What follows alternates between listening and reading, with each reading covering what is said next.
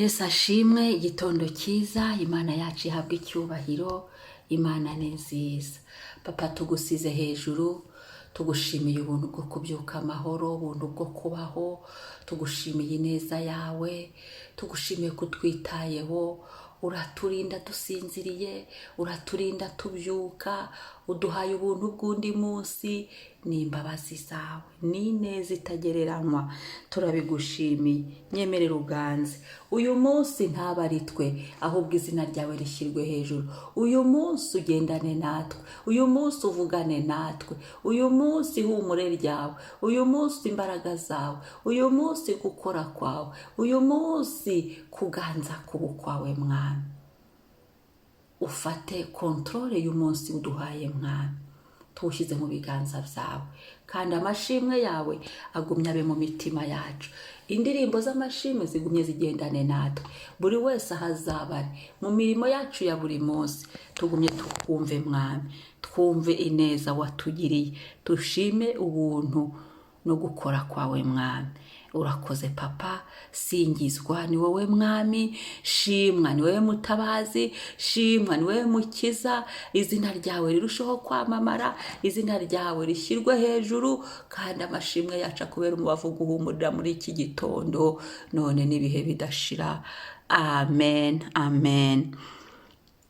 Kadusoma ijambo ry'Imana, Yeremiya ibice 9 umurongo wa 22 kugera ku wa 23. Haravuga ngo, Uwiteka avuga atya ati, umunyabwenge ye kwirata ubwenge bwe,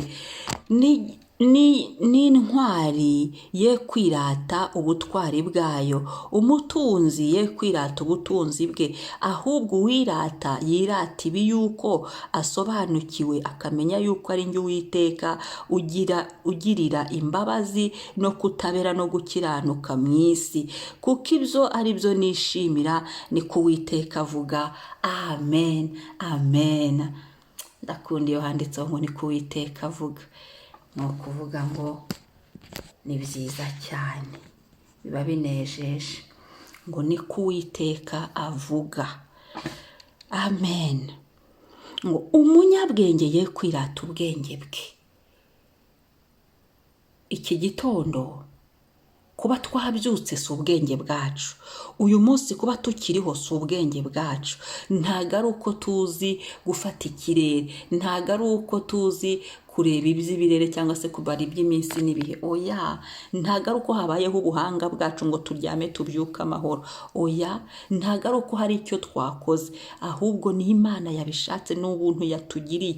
Niyo mpamvu tutagomba kwirata ubwenge bwacu. Niba hari n'ibyo Uwiteka tubashishije gukora, akaba tujijuye, hakaba hari ibyo tuzi, akaba duhaye ubumenyi, nta kwirata ibyo by'ubwenge by'ubumenyi. Ubwenge nyabwo Bibiliya ivuga nubwo kubaha Imana, nubwo kumenya Imana, nubwo kujijuka tukava mu byaha, nibwo bwenge. Ngo kubaha Uwiteka nibwo bwenge, kandi kuva mu byaha niko kujijuka nyakuri. Nibyo dukwiye kwirata, ko twamenye Imana, ko twavuye mu byaha. Naho iby'ubwenge bundi abisi ibyo bita ubwenge, ntawe ukwiye kubyirata. Ngo umunyabwenge ye kwirata ubwenge bwe.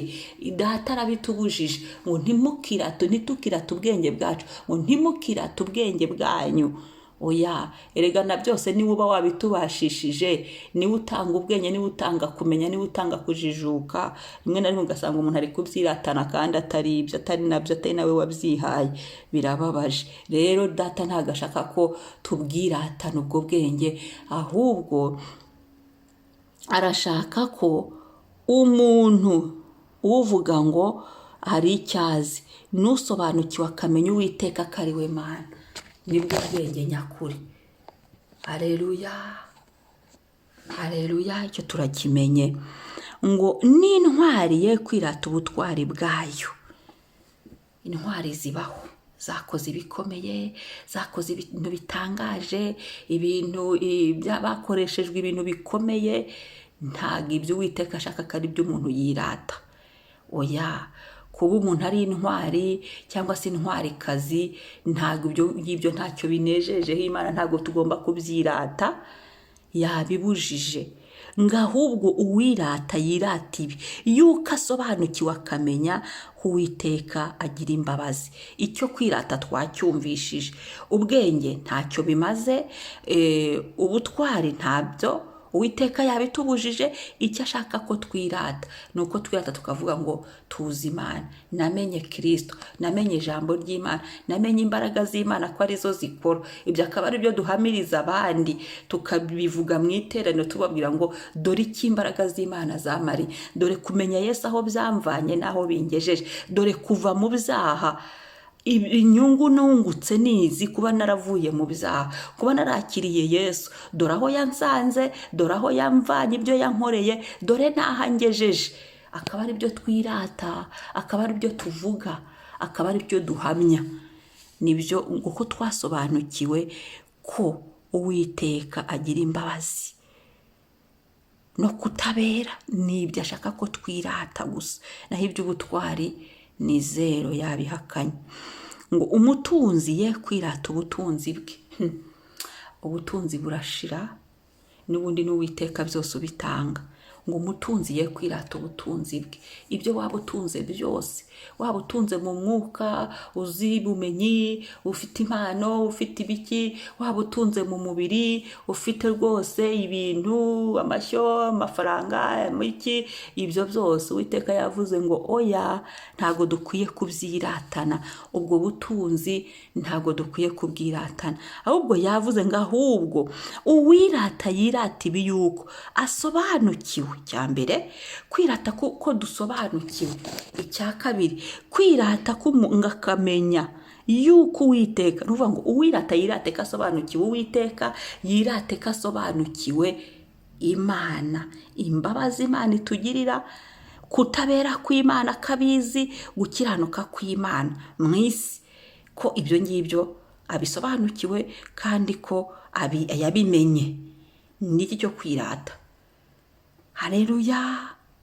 Naho iby'ubutunzi birashira, iby'ubwenge birarangira. Ubwenge bwa hano mu isi cyangwa se no mu buzima busanzwe birarangira, ibyo na nyirabyo bigashirana nawe, akibagirana burundu. Ariko uzi Imana, uwasobanukiwe imbabazi z'Imana, uwasobanukiwe kutabera kw'Imana, uwasobanukiwe gukiranuka kw'Imana, ngo uwo nguwo haba ari byo tuzajya twirata. Ngo namenye imbabazi z'Imana, namenye ibyaha Imana yambabariye, dore imbabazi zayo zambabariye ibi n'ibi, narahindutse. Ngibyo byo kwirata. Haleluya. Ngo kuko ari byo, ibyo ari byo yishimira n'Uwiteka. Ibyo ari byo nishimira n'Uwiteka. Yishimira ko twirata imbabazi ze, yishimira ko twirata kutabera kwe, yishimira ko twirata gukiranuka agirira mu isi. Haleluya. Haleluya. Ngo ni ko Uwiteka avuga, ni ukuvuga ngo byavuzwe n'akanwa ke. Amen, amen. Ngo uwirata yirate ko rimwe asobanukiwe, gusobanukirwa imbabazi z'Imana, asobanukiwe kutabera kw'Imana, asobanukiwe gukiranuka kwayo Imana igirira mu isi. Ni twebwe abariho uyu munsi, ni twebwe dufite ubuzima, twabayeho nyine turiho, ni twebwe ari kubwira. Ngo twirate ko kumenya, ngasobanukiwe akamenya ko twamenye imbabazi z'Imana, tuzizi, tuzi imikorere yazo, tuzi imigenzereze yazo, tuzi aho zikorera, tuzi aho ziba.